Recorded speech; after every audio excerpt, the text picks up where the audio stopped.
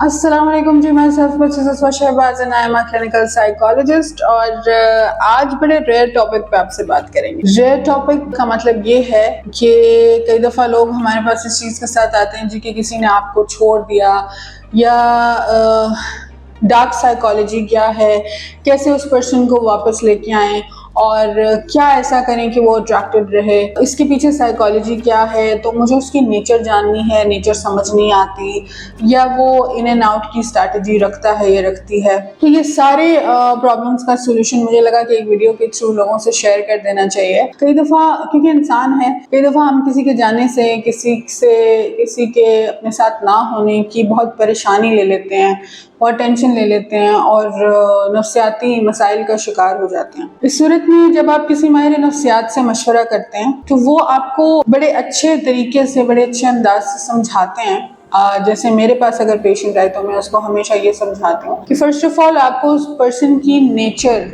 जानना बहुत ज़रूरी है। ऑब्वियसली इनिशियल जब आप किसी के साथ कोई रिलेशनशिप रखते हैं या प्यार मोहब्बत या दोस्ती में पड़ जाते हैं तो आपको, क्योंकि दूसरी साइड से लव बॉम्बिंग हो रही होती है और आपकी साइड से भी लव बॉम्बिंग हो रही होती है, तो आपको उस टाइम पे समझ नहीं आती कि इस पर्सन की नेचर क्या है या इस पर्सन की पर्सनैलिटी क्या है। तो उसके अकॉर्डिंगली हम उनको डील फिर नहीं करते। और सडनली जब उसका इंटरेस्ट आप में ख़त्म हो जाता है या वो आपको ऐसे लगता है कि वो आपको उतना वक्त नहीं देता या आपसे मिलता नहीं है या कॉल मैसेज पे नहीं आता या बहुत अरसे बाद आपको वो जो है रिवर्स बैक होता है, उस सूरत में वो शख्स जब वापस आता है वो तो अपनी सारी प्रॉब्लम सॉल्व करने के बाद और हर चीज़ करने के बाद वापस आता है। लेकिन जो शख्स उसका इंतज़ार कर रहा होता है वो नफ्सियाती तौर पे बहुत ज़्यादा थक जाता है। इस सूरत में कई दफ़ा हमारे पास बच्चे ऐसे भी आते हैं, लड़के लड़कियां ऐसे भी आते हैं जिन्होंने सुसाइड अटैम्प्ट्स की होती। सो पहली बात ये कि ये बहुत बेवकूफ़ाना बात है जब, और बड़ी बचगानी सी बात है। हम नॉर्मली सोशल मीडिया पे, मैं कई दफ़ा टिकटॉक पे ऐसी बहुत सारी चीज़ें देख रही होती हूँ जो कि बहुत साइकोलॉजिकली बहुत हर्टफुल होती हैं। जैसे कोई रिवेंज, आजकल हमारा म्यूज़िक जो ऐसा है जो पंजाबी भी है, उर्दू भी है, इंग्लिश भी है, बहुत रिवेंजिव उसमें थॉट्स हैं, बहुत एग्रेसिव थॉट्स हैं उसके अंदर। तो सबसे पहले तो आपको अपने सराउंडिंग में जो भी आपकी रूटीन है, फॉर एग्जांपल आप एक स्पेसिफिक टाइप का म्यूज़िक सुनते हैं। जैसे ये बड़ी नॉर्मल सी बात है कि जब हम किसी से, हमारा ब्रेकअप हो जाता है या हम किसी से बात नहीं करते हैं, नाराज़गी चल रही होती है। अब ब्रेकअप का मतलब सिर्फ गर्लफ्रेंड बॉयफ्रेंड का ब्रेकअप नहीं है, फ्रेंड्स के बीच में भी ब्रेकअप हो जाता है, फ्रेंड्स के बीच में लड़ाइयाँ हो जाती हैं, गैप्स आ जाते हैं, सालों के गैप्स आ जाते हैं। तो उस सूरत में हम क्या करते हैं कि हम रिवेंजिव सॉन्ग्स सुनेंगे, हम रिवेंजिव जो है वो थॉट्स लेके आएंगे और बहुत सारी ऐसी चीज़ें करते हैं जो कि नेगेटिव हार्मोन्स हमारी बॉडी में जो है वो पैदा करती हैं। और एंग्जाइटी की वजह से बॉडी में इतने ज़्यादा नेगेटिव हार्मोन्स हो जाते हैं कि पॉजिटिव हार्मोन्स या हैप्पी हार्मोन्स की जगह रहती ही नहीं है। आप एक तो अपने आप को साइकोलॉजिकली स्ट्रेस कर रहे होते हैं और दूसरी तरफ से आप मेडिकली भी स्ट्रेस हो रहे होते हैं, क्योंकि हमेशा जब भी आपको हार्ट अटैक की शिकायत किसी को आती है या किसी को कोई नर्वस ब्रेकडाउन का मसला, इस तरह का इशू हो गया या कोई फेंट हो गया या कोई एपिलेप्टिक इश्यूज इस तरह के आ जाते हैं, तो उसमें जो है सबसे मेजर रीज़न जो है वो स्ट्रेस ही होती है। हार्ट फेलियर की मेजर रीज़न स्ट्रेस है, बीपी हाई की मेजर रीजंस में जो है वो स्ट्रेस है। आपको ये बात पता होनी चाहिए कि आपको उस पर्सन के साथ उतना ही लिमिट जो है वो में रहना होता है, क्योंकि नॉर्मली क्योंकि हमें पता नहीं चलता, हम प्यार मोहब्बत में, दोस्ती के एक फ्लो में, वो गो विद द फ्लो वाली बात हो जाती है। क्योंकि इंसान है, जब हम इंजॉय कर रहे होते हैं किसी के साथ कोई फीलिंग या कोई बात, तो हम उस तरह से जो है वो उस चीज़ को सिचुएशन को समझ नहीं पा रहे होते।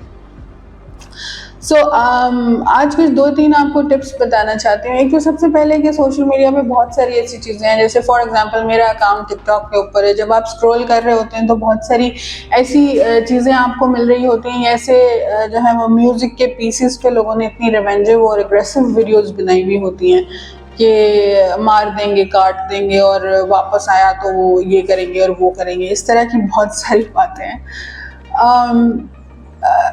तो उन चीज़ों को देख के बहुत दुख होता है और बहुत परेशानी होती है कि ये लोग इस चीज़ों को फॉलो करते हैं और ना चाहते हुए भी हम साइकोलॉजिकल स्ट्रेस में जो है वो फंसते चले जाते हैं। ओवर थिंकिंग की शिकायत भी इससे आ जाती है। मेजरली इस जो है वो वीडियो का कोई स्पेसिफिक टॉपिक नहीं है, इसमें 2-3 मैसेजेस हैं जो मैं आपको देना चाहती हूँ। एक तो सोशल मीडिया का इस्तेमाल कीजिए, ज़रूर अच्छा है, लेकिन नेगेटिव थॉट्स या एग्रेसिव म्यूज़िक सुनना प्लीज़ उसको थोड़ा सा अवॉइड कीजिए, वो आपको और ज़्यादा जो है वो नेगेटिव करता है। दूसरी बात ये कि रिवेंजिव म्यूज़िक सुनने से या रिवेंजिव थॉट्स रखने से या रिवेंजिव आइडियाज़ सोशल मीडिया से लेके इस उनके ऊपर एक्ट करने से सिर्फ आपका अपना नुकसान होगा। तीसरी बात, हम बड़ा लोगों से मशवरा सुनते हैं जी कि आप उसको ब्लॉक कर दें, उसको ख़त्म कर दें। ब्लॉक करने से क्या होगा? देखिए, अगर ब्लॉक करने से आपको खुशी मिल रही है फिर तो ये एक अच्छी बात है, लेकिन अगर आपको उसको आपने ब्लॉक कर दिया, उसके बाद आपको परेशानी हो रही है, आप रातों को उठ के रो रहे हैं, आपको दिल में दर्द फील हो रहा है, आप एंग्जाइटी में आ रहे हैं, आपका खाना पीना बंद हो गया, तो फिर ब्लॉक करने का क्या फ़ायदा? इसका सबसे बेस्ट वे ये होता है कि आप लेट गो वाली जो है ना वो चीज़ करें। ऑल्दो ये बहुत मुश्किल है, आपको लग रहा होगा कि मैडम पता नहीं क्या बात कर रही हैं, जिसके साथ इतना टाइम गुजारा उसको कैसे छोड़ा जा सकता है, या उसको कैसे माफ़ किया जा सकता है, या लेट गो कैसे किया जा सकता है। लेट गो करने में फ़ायदा ये है कि जब आप किसी को बहुत शिद्दत से याद कर रहे होते हैं या किसी को बहुत शिद्दत से जो है वो चाह रहे होते हैं कि वो वापस आए, आपको कॉल मैसेज करे, तो एक कंपल्शन आप अपने साथ लगा लेते हैं कि जी हर सूरत में मुझे ऐसा ही हो तो मैं इंटरनली हैप्पी हूँ या मुझे सेटिस्फाई फील होगा। अब जब ये कंपल्शन आप अपने जहन में बना लेते हैं तो ये जो है वो जो आपकी लॉ ऑफ अट्रैक्शन है उसके ज़रिए क्या होता है कि आप जब कंपल्शन अपने अंदर बना लेते हैं तो इसका मतलब ये कि आप दूसरे बंदे को कंपेल कर रहे हैं कि भाई नहीं आना। ये ऑटोमेटिकली होता है, ये साइंटिफिक रूल होता है। जब आप लेट गो की एनर्जी में आ जाते हैं, जब आप अगर आप कांटेक्ट में हैं या नहीं भी हैं या आप किसी से परेशान हैं, जब आप लेट गो वाली एनर्जी में आ जाते हैं तो वो पर्सन आपकी तरफ अट्रैक्ट होना दोबारा शुरू कर देता है। क्योंकि आप देखें कि जब आप उस किसी के साथ नहीं होते या आपका कोई अफेयर नहीं है, दोस्ती नहीं है या कोई ऐसा अट्रैक्शन लॉ आपने किसी को बहुत न्यूक्लियस टाइप जगह नहीं दी हुई अपनी लाइफ में, तो उससे पहले आप ये कर रहे होते हैं कि आप अपना ख्याल रख रहे होते हैं और लोग आपकी तरफ इसलिए अट्रैक्ट हो रहे होते हैं कि आप अपना ख्याल रख रहे हैं। तो हम जब किसी के ऊपर फोकस्ड हो जाते हैं, साइकोलॉजिकली हम इतना ज़्यादा प्रेशर अपने ऊपर दे लेते हैं, ऑटोमेटिकली हम उसके लिए बहुत सारी ऐसी चीज़ें कर रहे होते हैं जो कि उसको ज़रूरत भी नहीं होती, शायद वो उन चीज़ों को बॉदर भी ना कर रहा हो और आप आउट ऑफ लव बहुत सारा ऐसा कुछ कर रहे होते हैं। तो क्या होता है कि आप अपना सारी energy, psychological, emotional, may be कई दफ़ा फिजिकल, फाइनेंशियल भी एनर्जी सारी जो है एक पर्सन के ऊपर पुट कर रहे हैं।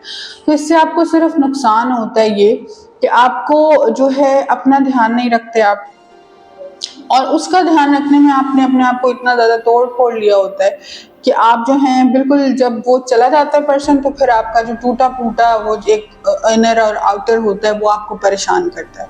सो लेट गो करना सीखिए और लोगों को जाने दीजिए आपकी लाइफ से। जब उनको लगेगा कि आपकी कोई वर्थ है या आपके बगैर वो नहीं रह सकते, तो वो खुद ब खुद वापस आ जाएंगे, क्योंकि जो एफर्ट आपने उनके साथ डाला है, ज़रूरी नहीं है कि हर पर्सन वैसा ही एफर्ट डाले हमेशा। क्योंकि अगर आप गिवर की एनर्जी में रहे हैं तो उसका ये मतलब नहीं है कि हर पर्सन जो उन्हें मिलेगा वो गिवर ही होगा, और गिवर्स जो होते हैं वो हमेशा अट्रैक्ट करते हैं। तो अगर आप गिवर हैं और आपकी एनर्जी पॉजिटिव रही है और अब आप परेशान हैं, तो परेशान होने की ज़रूरत नहीं है, ही और शी विल कम बैक। और उस वक्त आप अपना जो है वो एक कॉन्वर्सेशन या एक रिवेंज ले सकते हैं। मैं कई दफ़ा लोगों को कहती हूँ कि जब वो बंदा वापस आए आपके पास, तब आप उसको थप्पड़ भी मार लें, बेशक आप उसको जो उसका कॉलर पकड़ के भी फाइट कर लें, लेकिन उसके जाने के बाद जो आप अपने आप को एक वो रोग टाइप चीज़ लगा के नफ्सियाती मरीज बन के आप किसी साइकोलॉजिस्ट के पास पहुंच जाते हैं, इतना अपने साथ जुल्म ना करें। क्योंकि हमें बड़ा दुख होता है जी जब हमारे पास ऐसे मरीज आते हैं इस तरह की चीज़ों के साथ, और उनके माँ बाप उनकी वजह से परेशान होते हैं, और लेकिन माँ बाप को असल रीज़न पता नहीं होती कि मेरा बच्चा अपसेट क्यों है। अब बहुत सारे लोग जो है मेरी वीडियो देख रहे होंगे तो वो कहेंगे कि जी बच्चे को 2 थप्पड़ लगाएं और बच्चा सेट हो जाएगा। यहाँ पे वो पॉइंट आता है कि साइकोलॉजिकल हेल्थ और psychological help is always needed, should be always there when your kid is not। कई दफ़ा बच्चे बहुत सारी चीज़ें बताते हैं, कई दफ़ा वो नहीं बताते, कई दफ़ा क्योंकि आपका बच्चा जितना भी बड़ा हो जाए वो आपके लिए बच्चा ही है। सो लेट गो करना सीखिए और जाने दीजिए जो जाता है। अगर आप पॉजिटिव हैं और अगर आपका ऑरा पॉजिटिव है तो वो वापस अट्रैक्ट होंगे। अपना ख्याल रखना सीखिए और लोगों में इन्वेस्ट कर उतना ही कीजिए जितना कोई आपसे मिलना चाहता है, जितना कोई आप में इन्वेस्ट करता है। बहुत शुक्रिया। ये एक बड़ा इमोशनल सा वीडियो था। बहुत सारी मुझे चीज़ें खुद भी रिट्रीव हो जाती हैं और क्योंकि हमारे जो व्यूअर्स होते हैं उनसे बहुत सारी ऐसी बातें भी कर सकते हैं। ज़रूरी नहीं है हमेशा प्रोफेशनल बातें की जाएं और मेडिकल टर्मिनोलॉजीज़ और साइकोलॉजिकल टर्मिनोलॉजीज़ यूज़ की जाएं। कई दफ़ा जो है लोगों के साथ हार्ट टू हार्ट कॉन्वर्सेशन भी ज़रूरी होता है। So it was a heart to heart conversation. Thank you very much for listening me. अगर आपको कोई कमेंट्स या प्रॉब्लम्स हों या नेगेटिव पॉजिटिव कैसी भी कमेंट्स हो, they are always welcome. Doctors talk पे आपसे मिलते रहेंगे किसी और अच्छी वीडियो में। कोई टॉपिक सजेस्ट करना चाहें तो कमेंट बॉक्स में सजेस्ट कर सकते हैं। मुझसे अपॉइंटमेंट चाहिए हो तो फेसबुक पेज पे साइकोलॉजिस्ट एडवाइस के नाम से मुझे फाइंड आउट कर सकते हैं। डॉक्टर्स टॉक पे कमेंट सेक्शन में मुझसे अपॉइंटमेंट ले सकते हैं और टिकटॉक पे भी मैं साइकोलॉजिस्ट एडवाइस के नाम से अवेलेबल हूँ। उसके अलावा आप मुझे मैसेंजर पे भी मैसेज करके अपनी अपॉइंटमेंट बुक कर सकते हैं। और thank you very much for listening me and I hope I will see you in next one. See you.